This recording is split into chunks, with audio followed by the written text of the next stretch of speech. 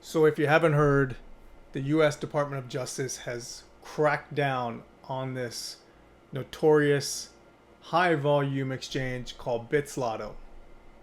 Wait, what's that? You haven't heard of it?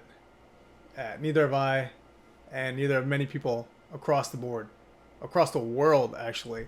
This is a Russian exchange that was based in Hong Kong that, apparently from 2018 to 2022 had $700 million in illicit transactions that happened through the platform and has created chaos unknowingly to the rest of the world over the last year.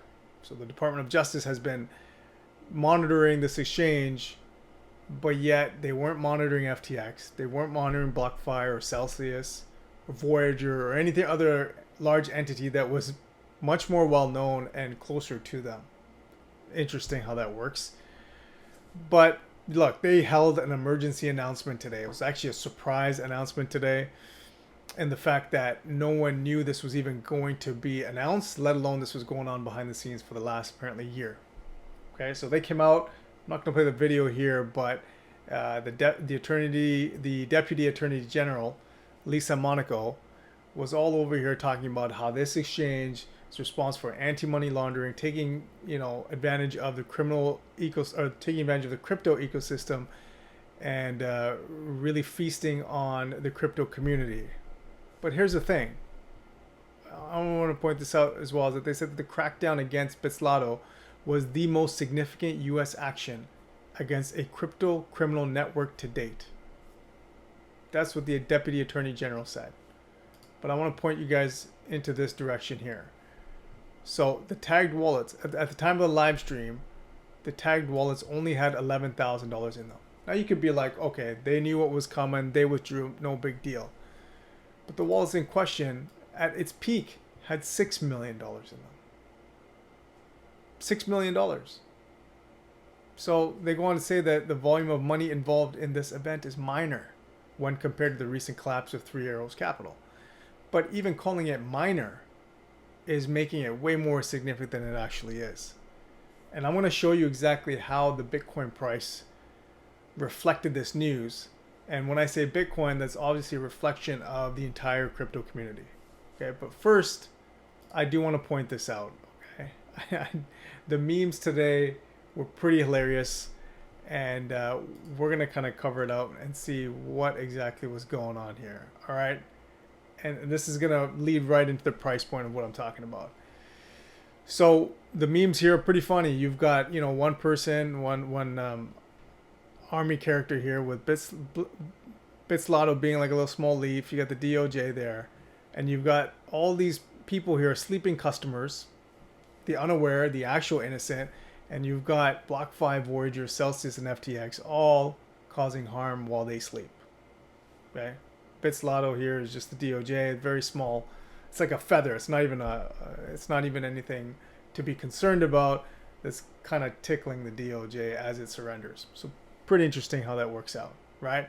The next one here is that you've got this entity here that's looking for bad guys, and you've got FTX, you got Sam Bankman-Fried, and they're all kind of slipping by, right? The flashlight, and you got this tiny little character who's bitzlato, and that's the one that they shine a light and get you on. So this should give you a pretty good idea of what the Bitcoin price was doing at the time. This here is a chart for today about the Bitcoin price cut up into 45-minute segments. The 45 minutes not really that important. I just want to show you exactly how today's Bitcoin price responded to this emergency announcement. And so first, the news kind of broke around here, around 10:45, 10:30 a.m., somewhere in around there, that there's going to be a big crackdown that the DOJ is going to announce in the crypto world. So be ready. And so we went from around 21,300. We dipped down all the way down here. We dipped down to about 20,300. So about $1,000 US dollar drop on this news. And then when things kind of cleared up of what it is, things kind of moved back up, kind of normalized, and here we are at 20,770. So from 21.3 to 20,770, it's not really that much of a big deal. I will say that the Department of Justice has come out and said that this is just a start.